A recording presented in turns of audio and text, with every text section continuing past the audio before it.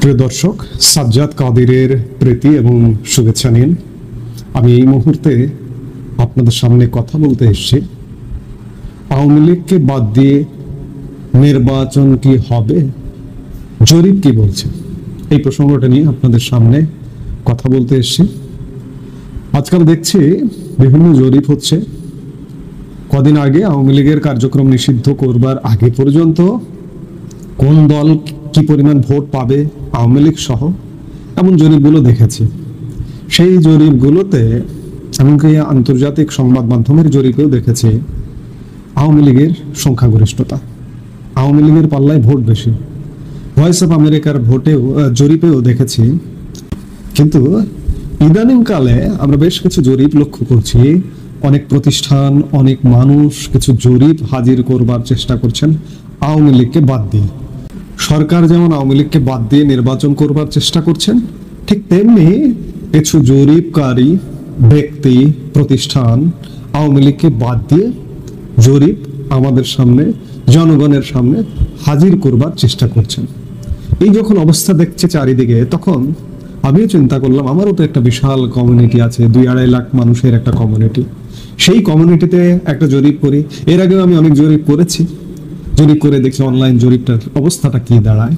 আমার যে জরিপটি বলছে, যে জরিপটি দাঁড়াচ্ছে সেটি ভয়ঙ্কর। সত্যিকার অর্থে আমি ভয়ঙ্কর এইভাবেই ভাষাটা বলবো। সেই জরিপ বলছে যে আওয়ামী লীগকে বাদ দিয়ে যদি নির্বাচন করা হয় তাহলে আসলে সেই নির্বাচনটি হবেই না। জরিপটা কি করেছিলাম আপনাদের একটু বিস্তারিত দেখাতে চাই। আপনারা যারা দেখছেন তারা অনেকেই জানেন, তারা বেশিরভাগ মানুষই জানেন যে আপনাদের এই প্ল্যাটফর্মেই আমি জরিপটা করেছিলাম এবং সেখানে যে ফলাফলটি এসছে এটি কারো হাত নেই, আমার হাত নেই, স্বয়ংক্রিয়ভাবে যে ফলাফলটি আসছে সেটি আপনাদের সাথে একটু শেয়ার করি। আমি জরিপ করেছিলাম, জরিপের শিরোনাম লিখেছিলাম অস্বীকার করার উপায় নেই, আওয়ামী লীগ বাংলাদেশের বৃহত্তম রাজনৈতিক দল, কিন্তু আওয়ামী লীগকে বাদ দিয়ে নির্বাচন পরিকল্পনা চলছে। কেউ কেউ বিভিন্ন জরিপও হাজির করার চেষ্টা করছেন আওয়ামী লীগকে বাদ দিয়ে। আওয়ামী লীগ ছাড়া নির্বাচন কেমন হতে পারে, ভোট কেন্দ্রে মানুষের উপস্থিতি এবং কোন দল কেমন ভোট পেতে পারে, নিচে আপনার মতামত দিয়ে সাথে থাকুন এমন আহ্বান জানিয়েছিলাম। একটা পোল দিয়েছিলাম। পোলে সর্বাগ্রে এই সময়ের ছাত্র সমন্বয়কদের রাজনৈতিক দল এনসিপিকে রেখেছি। না রাখলে অনেক বড় পাপ হয়ে যেতে পারে, সে কারণে এনসিপিকে রেখেছি। তারপরে জামাতকে রেখেছি, তারপরে বিএনপিকে রেখেছি, তারপরে আর কাউকে রাখিনি। 4 নম্বরে রেখেছি ভোট দিব না। এখন ফলাফলটা কি এসছে দেখুন। এনসিপির ভোট পড়েছে 3%, জামাতের ভোট পড়েছে 2%, বিএনপির ভোট পড়েছে 3%, অর্থাৎ 3-2-3, 8% মানুষ ভোট কেন্দ্রে গেছে এই জরিপটা অনুযায়ী। আর ভোট দিব না 92% মানুষ। অর্থাৎ আওয়ামী লীগকে ছাড়া, আওয়ামী লীগকে বাদ দিয়ে নির্বাচন করলে বা নির্বাচন একটি হলে 92% মানুষ ভোট কেন্দ্রে যাবে না। শুধু আওয়ামী লীগ নয়, আজকে একই সাথে যদি বলি বড় আর একটা রাজনৈতিক দল বিএনপি, তাদেরও একটি উল্লেখযোগ্য ভোট আছে, জনসমর্থন আছে। তাদেরকে বাদ দিয়েও যদি নির্বাচন করেন তাহলেও সেই নির্বাচনটি আসলে হবে না। এবং অতীতে বিএনপি অংশগ্রহণ করেনি। সাংবিধানিক বাধ্যকতা, সাংবিধানিক ধারাবাহিকতা রক্ষার্থে আওয়ামী লীগ সর্বশেষ 2024 সালের 7 জানুয়ারি নির্বাচন করেছে। সেই নির্বাচনটিও কিন্তু আসলে অংশগ্রহণমূলক নির্বাচন হয়নি। আসলে আপনি যাই করুন না কেন, প্রধান রাজনৈতিক দলগুলোকে যদি বাদ দিয়ে ইলেকশন করেন তাহলে জনমতের প্রতিফলন হয় না। আমার এই জরিপে 92% মানুষ ভোট দিতে যাবে না। এখানে 22 ঘন্টা, আমি যে সময় এই ভিডিওটা করছি তখন 22 ঘন্টা হয়েছে এই জরিপ কাল সময়টা। 22 ঘন্টায় ভোট দিয়েছেন 11,000 মানুষ এবং প্রায় 250 মানুষ কমেন্ট করেও তাদের মতামত জানিয়েছেন। তাতে যেটি দেখছি যে আসলে ভোট হবে না। অনেকে কমেন্ট করেছেন, অসংখ্য কমেন্ট আছে, অসংখ্য কমেন্ট পড়া সম্ভব নয়। পড়লে ভিডিও অনেক দীর্ঘ হয়ে যাবে, অনেক বড় হয়ে যাবে। আমরা সেই বড় করে দীর্ঘ করে আপনাদের বিরক্তির উদ্রেক করতে চাই না। এই জন্য আমি হাতে গুনে 3-4টি কমেন্ট পড়তে চাই। সেই কমেন্টগুলো আপনারা একটু দেখুন। সর্বাগ্রে একটা কমেন্ট আছে, একজন প্রবাসী ভাই মোহাম্মদ শাওন নামে একজন কমেন্ট করেছেন। আমি একজন প্রবাসী, আমি কোনো দল করি না, তবে যদি আওয়ামী লীগ নির্বাচনে অংশ নেয় তাহলে বিমানের টিকিট কেটে এসে ভোট দিব আওয়ামী লীগকে। একজন নির্দলীয় মানুষ এমন কমেন্ট করেছেন। এরপরে আরেকজন জাহিদ নামে একজন কমেন্ট করেছেন, যিনি লিখেছেন বিগত 11 মাসে দেশের যে পরিস্থিতি তাতে কোনো বিবেকবান মানুষ আওয়ামী লীগের অংশগ্রহণ ছাড়া নির্বাচনে ভোট দেওয়ার জন্য ভোট কেন্দ্রে যাবে বলে মনে হয় না। আরেক ভাই লিখেছেন, আরেক বোন লিখেছেন, আমিনা বেগম, সব দলের নির্বাচনে অংশগ্রহণ ছাড়া যেই সরকারি গঠিত হবে টিকতে পারবে না, ফলে অসংখ্য প্রাণনাশ, রাষ্ট্রীয় অর্থনাশ এবং সর্বোপরি মূল্যবান সময়পাত হবে অনিবার্য। আমি আরেক ভাইয়ের কমেন্ট পড়ে কমেন্ট সম্পর্কে আলাপ শেষ করব। হুমায়ুন কবির নামে এক ভাই কমেন্ট করেছেন, সাজ্জাদ ভাই, আমি সরকারি চাকরিজীবী ছিলাম, কোনোদিন ভোট দেইনি, ভোট নিয়েছি, অর্থাৎ উনি ভোট গ্রহণের সাথে যুক্ত ছিলেন, এখন অবসরপ্রাপ্ত। মনে করেছিলাম এবার ভোট দিব, যদি সব দল নির্বাচনে অংশগ্রহণ না করার ব্যবস্থা করে তাহলে আমার ঘরে 5টি ভোট আছে, কেউ ভোট দিতে যাব না। অর্থাৎ জরিপের ফলাফল আমরা যেটি পেলাম সেটি বাংলাদেশে আসলে ইলেকশন হবার মতো নয়। 92% মানুষ ভোট কেন্দ্রে যাবে না। তাহলে বুঝুন, এই 92% মানুষ কি সবাই আওয়ামী লীগ করে? সবাই আওয়ামী লীগের দোসর, ফ্যাসিবাদের দোসর? এক ভাই তো কমেন্ট করে বলছেন যে গত 11 মাসে বাংলাদেশের যে পরিস্থিতি, আওয়ামী লীগ ছাড়া নির্বাচন হলে সেই নির্বাচন হবে না। এক ভাই প্রবাস থেকে বলছেন যে আমি টিকিট কেটে ভোট দিতে যাব শুধুমাত্র। আর এক ভাই নির্বাচন কর্মের সাথে যুক্ত, তিনি এবার ভোট দিবেন আশা করেছিলেন, কিন্তু তার ঘরের 5টি ভোট কেউ দেবেন না। আর এক বোন কমেন্ট করেছেন যে আওয়ামী লীগ ছাড়া বা সব দলের বড় প্রধান রাজনীতি, শুধু আওয়ামী লীগ না, আমি বিএনপির কথাও বলবো, বিএনপিকে বাদ দিয়েও যদি নির্বাচন হয় সেই নির্বাচনটা আসলে হয় না, টেকে না। এই যে সর্বশেষ 2024-এর নির্বাচনটা যে আওয়ামী লীগ করলো, আওয়ামী লীগ টিকেছে, 8 মাস আয়ু ছিল। 2018-এর নির্বাচনে বিএনপি অংশগ্রহণ করেছিল, করে বৈধতা দিয়েছে। 2014-এর নির্বাচনে বিএনপি সেখানে অংশ নেয়নি। তো সেই জায়গায় আজকেও যদি, যে বোন কমেন্ট করেছেন যে আজকে যদি একটি পাতানো একতরফা নির্বাচন করা যায়, করে সেই নির্বাচনটি আসলে টিকবে না। আওয়ামী লীগের 2024-এর 7 জানুয়ারির ইলেকশন 7 মাস টিকেছে। আবার যদি সেরকম একটা পরিস্থিতিতে যায়, বর্তমান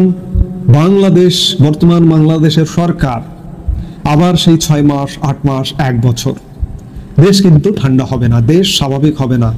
দেশ আজ থেকে 1 বছর আগের যে বাংলাদেশ ছিল, 2024-এর জুন জুলাই মাসেও যে বাংলাদেশ ছিল বা তার আগে যে বাংলাদেশ ছিল, সেই বাংলাদেশে আমরা সহসা ফিরতে পারবো না। ফেরার একমাত্র উপায় সব দলের অংশগ্রহণে অবাধ, নিরপেক্ষ এবং সর্বজন গ্রহণযোগ্য একটি নির্বাচন, সারা পৃথিবীতে একটি গ্রহণযোগ্য নির্বাচনের মাধ্যমে আমরা সবাই মিলে যদি একটি সরকারকে রাষ্ট্রীয় ক্ষমতায় বসাই এবং সেই সরকারটিকে আমরা যদি দলমতের ঊর্ধ্বে উঠে সবাই মিলে সহযোগিতা করি, তাহলেই বাংলাদেশের আজকের যে অস্থির পরিস্থিতি সেটির বিনাশ হতে পারে। এছাড়া বাংলাদেশ আবারও একটি সেই বিধ্বস্ত জাতিগত বিভ্রান্তি, জাতিগত সহিংসতা, যুদ্ধ বিধ্বস্ত দেশের কাতারে নেমে যাবার ইতিমধ্যে সরকার নানা পদক্ষেপ নেওয়া শুরু করেছে। আপনারা জানেন যে গতকালকে উপদেষ্টা পরিষদের বৈঠকে জাতিসংঘের মানবাধিকার হাই কমিশন কার্যালয় বাংলাদেশে স্থাপন করাবার খসড়ায় উপদেষ্টা পরিষদ অনুমোদন দিয়েছে। এই জাতিসংঘ মানবাধিকার হাই কমিশনের কার্যালয় বিশ্বের 18টি দরিদ্র এবং যুদ্ধ বিধ্বস্ত জাতিগত সহিংসতাপূর্ণ দেশে আছে। বর্তমান অন্তর্বর্তীকালীন সরকার হয়তো মনে করছে যে বাংলাদেশকে সেই ব্লকেই ঢুকিয়ে দেওয়ার কারণে এমন একটি কার্যালয় আনবো, এরপরে জাতিসংঘ শান্তিরক্ষী মিশন আসবে। অবস্থাটা কিন্তু সেই রকমই।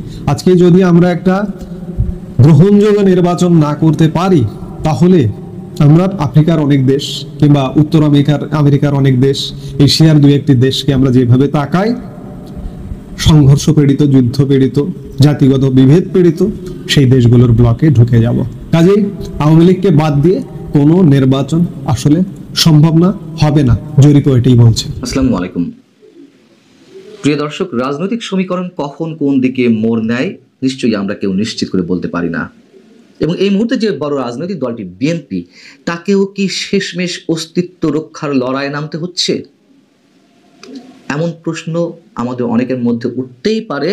দলটির স্থায়ী কমিটির সদস্য সালাউদ্দিন আহমেদ বার্তা সংস্থা ইউএনবিকে যে সাক্ষাৎকার দিয়েছেন, সেখান থেকে আমাদের এরকম অনেকটা মনে হতেই পারে। তিনি কি বলছেন? ইউএনবিকে সালাউদ্দিন আহমেদ বলছেন, দীর্ঘদিনের রাজনৈতিক মিত্র জামাতে ইসলামীর সঙ্গে নতুন করে নির্বাচনী জোট করার ন্যূনতম কোনো সম্ভাবনা নেই। তবে তিনি ইঙ্গিত দিচ্ছেন, নির্বাচনী তফসিল ঘোষণার আগ পর্যন্ত নতুন যে দলটি কিংস পার্টি, এনসিপির সঙ্গে আলোচনার সুযোগ রয়েছে, সব ধরনের দরজা খোলা রয়েছে। সালাউদ্দিন আহমেদ বলছেন যে বিএনপি এখন মূলত যেসব রাজনৈতিক দলের সঙ্গে জোট ও সম্ভাব্য জাতীয় সরকার গঠনে মনোযোগী, যারা একযোগে চলমান আন্দোলন ও গণতান্ত্রিক সংগ্রামে অংশ নিচ্ছে, এবং এই মুহূর্তে এর বাইরে তারা অন্য কিছু আর ভাবছে না। তার মানে কি? তাহলে আমরা ধরে নিতে পারি যে এনসিপির সঙ্গে আলোচনার সুযোগ রয়েছে, জোট গঠনের সম্ভাবনা রয়েছে। জামাতের সঙ্গে তাদের জোট হচ্ছে না, এবং জামাত তো এখন তুমুলভাবে তাদের বিরোধী। যদি নির্বাচন হয়, জামাত তো চায় না নির্বাচন হোক সহসায় 4 বছরের মধ্যে, তো নির্বাচন যদি হয় তারা বিরোধী দলে বসার চিন্তা ভাবনা করছে। এদিকে জামাত বা এনসিপির পক্ষ থেকে এর আগে তারেক রহমানের কাছে প্রস্তাব গিয়েছিল আসন ভাগাভাগির, তিনি প্রস্তাব নাকচ করেছিলেন। এরকম একটি তথ্য আমি আপনাদেরকে জানিয়েছিলাম আরও 5-6 মাস আগে। তখন যদিও তারেক রহমান ফিরিয়ে দিয়েছিলেন, কিন্তু এখন তাকে ভাবতে হচ্ছে জোট করার। এবং যেহেতু জামাতে ইসলামী নেই, থাকছে না, অন্যান্য ইসলামী দলগুলো না থাকার সম্ভাবনা খুব বেশি। হেফাজতে ইসলামের বা তাদের যে রাজনৈতিক দল, এক অর্থে বলা যেতে পারে খেলাফত মজলিস, এরকম কয়েকটি ছাড়া অন্য রাজনৈতিক দলগুলো, ইসলামপন্থী রাজনৈতিক দলগুলো বিএনপির সঙ্গে আসবে না, তার মোটামুটি ভালো একটা সিমটম আমরা পেয়েছি। যেমন ইসলামী আন্দোলন বা চরমোনাই পীরের যে দল, তাদের পক্ষ থেকে তারেক রহমান সম্পর্কে কী ধরনের ভয়ঙ্কর মন্তব্য করা হয়েছে আমরা জানি। তুমুল বিরোধিতা করা হচ্ছে বিএনপির। সেই জায়গা থেকে এনসিপির সঙ্গে জোট গঠনের সম্ভাবনা রয়েছে। প্রশ্ন হচ্ছে যে প্রধানতম রাজনৈতিক দলটি এই মুহূর্তে অনেক বড় একটি রাজনৈতিক দল, তার অবস্থা কি ক্রমান্বয়ে এতটাই সঙ্গীন, এতটাই করুণ হচ্ছে যে তাকে এনসিপির মতো দলের সঙ্গে জোট গঠনের চিন্তাভাবনা এই মুহূর্তে করতে হচ্ছে? এবং এনসিপির সঙ্গে জোট বেঁধে তার লাভটা কি? কেন এনসিপিকে নিয়ে শেষমেশ ভাবতে হচ্ছে? সেই বিষয়ে দুটি কারণ থাকতে পারে, আমি আসছি সে বিষয়ে। তার আগে আরও একটু মনে করিয়ে দিই যে এই মুহূর্তে বিএনপির তো যদি নির্বাচন হয় এককভাবে ক্ষমতায় যাওয়ার সম্ভাবনা এখনো পর্যন্ত যথেষ্ট পরিমাণ রয়েছে। 5 আগস্টের পরে যদি কোনো নির্বাচন হতো 3 মাসের মধ্যে, অবশ্যই বিএনপি 200 থেকে 230, 40, 50টা আসন পেত। অস্বাভাবিক ছিল না। এখন নির্বাচন হলে কি সেটি হবে? নিশ্চয় না। বাস্তবতা হচ্ছে দিনে দিনে বিএনপির জনপ্রিয়তা কমছে, এবং সেই জনপ্রিয়তাগুলো আওয়ামী লীগের দিকে হাওয়া নিয়ে যাচ্ছে। কেন কমছে আমরা সবাই জানি। তৃণমূল পর্যায়ে বিএনপি নেতাকর্মীদের চাঁদাবাজি, দখলবাজি, সন্ত্রাসী কর্মকাণ্ড, নিশ্চয়ই বিএনপিকে নিয়ে মানুষ যা ভেবেছিল ক্ষমতায় আসা আগেই সেই মোহভঙ্গ এর মধ্যে হতে শুরু করেছে। তারপরও এই মুহূর্তেও নির্বাচন হলে বিএনপি এককভাবে ক্ষমতায় যাওয়ার যোগ্যতা রাখে বা ক্ষমতা রাখে। তাহলে প্রশ্ন, কেন এনসিপিকে নিয়ে ভাবতে হচ্ছে?